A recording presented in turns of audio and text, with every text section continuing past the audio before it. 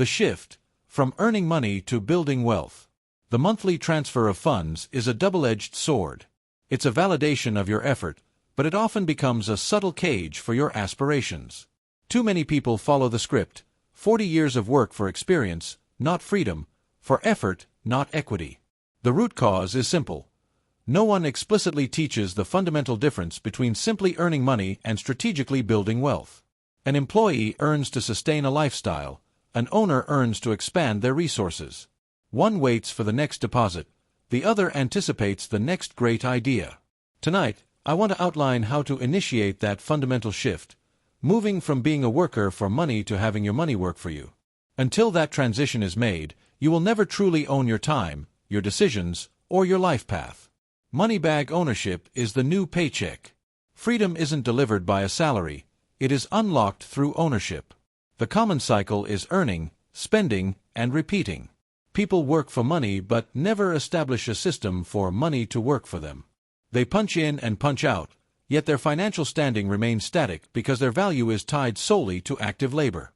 Genuine freedom remains elusive as long as your income ceases the very moment you stop working.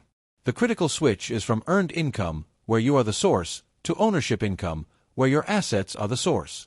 When I started, I believed that hard work was the sole solution. And while hard work is respectable and builds character, if effort alone guaranteed fortune, every skilled tradesperson and every dedicated service worker would be independently wealthy. It's not just about working hard, it's about working intelligently. It involves taking a portion of what you earn and transforming it into an asset that generates income independently. That is the essence of ownership. You must view every dollar you make as a potential employee. It should be dispatched to work for you and return with a profit. Your paycheck should be a tool for construction, not a trophy for survival. Don't spend it all celebrating making it to the end of the month. Use it to engineer your freedom. I recall a pivotal piece of advice from a mentor: don't just earn a living, make an investment. He insisted that the day you assign your capital to a job is the day your future begins to labor for you. I immediately adopted that principle, committing to save and invest a percentage of every dollar. I wasn't purchasing status. I was accumulating ownership. My first investment didn't make me rich, but it instilled discipline, which compounds far faster than any investment return. The goal transcends simply buying assets. It's about becoming the person who invests rather than consumes. Ownership is a mental framework long before it is a financial portfolio. Start small. Acquire shares in a stable company, fund a small side venture, or constantly reinvest your earnings back into growth until your passive income quietly whispers, "You are now optional." That, my friend, is the sound of liberation. The objective is not to run from work, but to gain the power to choose your work. Building construction, the builder's mindset. Working on money. At a certain point, a person realizes money is not the destination, it is the fuel. The majority spend their entire lives working for money, while a small, insightful group learns to work on money. This distinction is profound. The average employee wonders, how much will I earn today? The investor asks, how much will my assets grow today? One trades a block of time for survival, the other builds lasting value for freedom. Early on, I was just like everyone else, busy, clock-watching, awaiting the next payday. Then my mentor challenged me, do you want to work hard for money your whole life, or do you want your money to start working hard for you? I was stunned. I realized that while I was busy trying to earn more, the wealthy were focused on trying to multiply what they already had. They didn't chase income, they designed engines of growth. You must make this transformation. Cease thinking like an earner and begin thinking like a builder. Money is a powerful instrument, but only if you give it direction. If left undirected, it simply vanishes. The typical person expends their energy on a paycheck, then spends the paycheck on fleeting consumption. The investor, however, takes that same paycheck and issues a clear command, go out and bring me back more. To succeed, you must study personal finance and investing with the same seriousness as your chosen profession. Learn how value is created, how markets operate, and how returns compound. Ignorance is the most expensive tax you will ever pay. Once you understand its mechanics, you stop chasing money and start creating an environment that attracts it. The market compensates you not for sheer effort, but for insight. Remember, Growth often begins with creativity, not cash. Transform your skills into additional income streams. If you have the ability to consult, write, teach, or code, you are building value. That is a form of investing, planting seeds in the soil of your own potential. Track your net worth, not just your income. Your salary is a measure of what you earn. Your net worth is a measure of what you keep and multiply. The goal is to work smarter, ensuring that every hour, every dollar, and every insight is compounding toward your freedom. Stop asking, "How much am I bringing in?" Start asking, "How much am I growing?" Your job, the capital engine for freedom. A common misunderstanding is that a job is a hindrance, when in fact, it should be the engine that powers your liberation. The issue isn't the employment itself, it's how people utilize the income it provides. Many use their earnings to finance comfort rather than freedom. They spend money attempting to project success instead of creating a foundation for actual success. The astute understand this. Your job is the seed money for your escape. It is your primary investor, your capital source, and your testing ground. As one successful person once advised me, don't resent your job, leverage your job. You don't leave your job because you dislike it. You leave because your investments have made it optional. Until then, your job is your silent partner, financing your ultimate aspirations. The distinction lies in treating your paycheck as capital, not a ticket for immediate gratification. The average consumer immediately looks for ways to spend: a better car, more fashionable attire, a grander home. That is the poverty trap disguised as progress. The affluent operate in reverse. They maintain a lower-than-average lifestyle, and every surplus dollar is directed toward an asset that generates income while they rest. When you receive a raise, do not inflate your lifestyle, increase your investments. Imagine the long-term result if you celebrated every salary bump not with a new gadget, but with a new share of stock, a contribution to a business, or an investment property. Eventually, your assets will generate the income that once only came from your personal labor. Use your career as a financial apprenticeship. It's not merely about collecting money. It's about acquiring discipline, refining your work ethic, understanding organizational systems, and building professional connections. You are not working for the company. You are working through the company, forging the skills and mindset that will one day make you independent of it. The great secret is this: your job can fund your freedom if you use it with prudence. Direct hit consumption versus creation. The power of intention. The chasm between those who struggle and those who flourish is rarely about income. It's about intention. The masses spend to validate their status.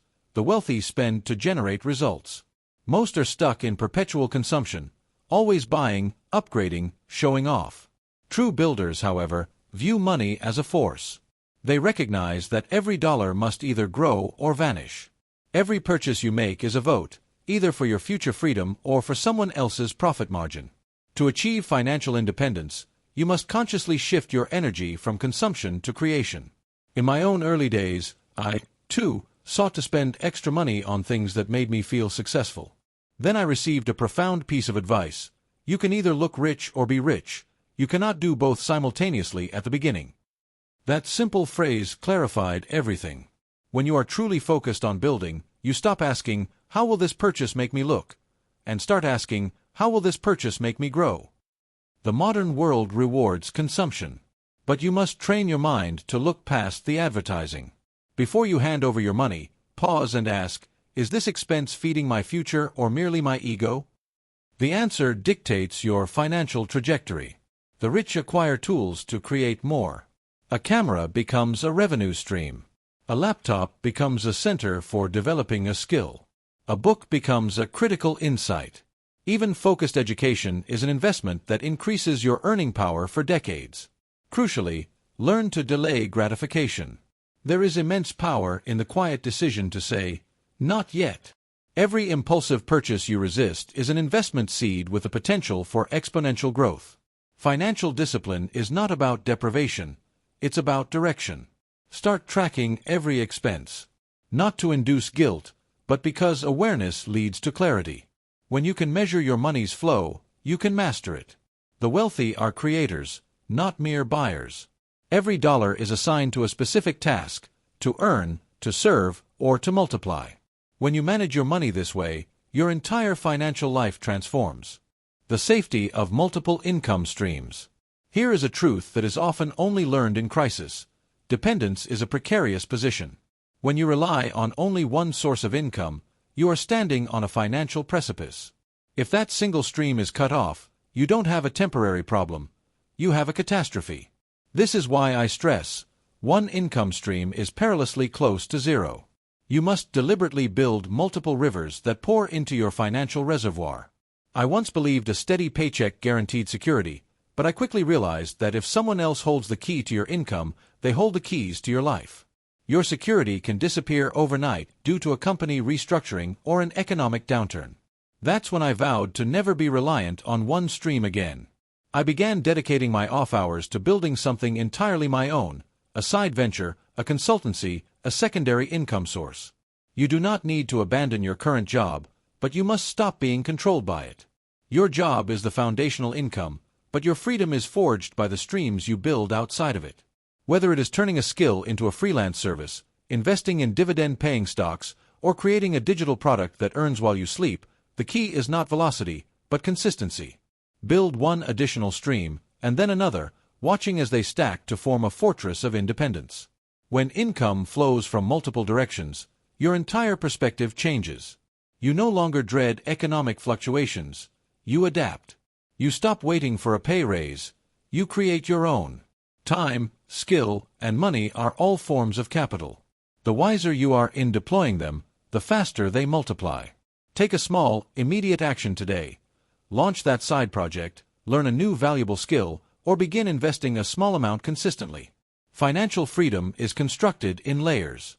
Each new income source is a layer of security, confidence, and independence. The moment your income exceeds your expenses, you have achieved design, not luck. Shield, the wall of preservation. Growth is the reward, protection is the requirement. Before you focus on growth, you must first construct a robust defense around your resources. Many are eager to expand but lack the wisdom to protect what they already have. Chasing growth without security is like cultivating a beautiful garden without a fence. A sudden, unexpected storm can wipe out years of labor. I've witnessed it too many times. A professional increases their income, begins investing, and then a market crash, a major layoff, or a health emergency erases years of progress. Their failure was not a lack of talent, but a failure of financial defense. The primary rule of building wealth is not accumulation, it's preservation. You cannot grow what you cannot protect. Therefore, every journey to freedom must begin with a strong financial foundation. Establish an emergency fund. Save 6 to 12 months of living expenses. This is your personal protection against the inevitable surprises of life. When trouble strikes, this buffer allows you to remain calm and think clearly.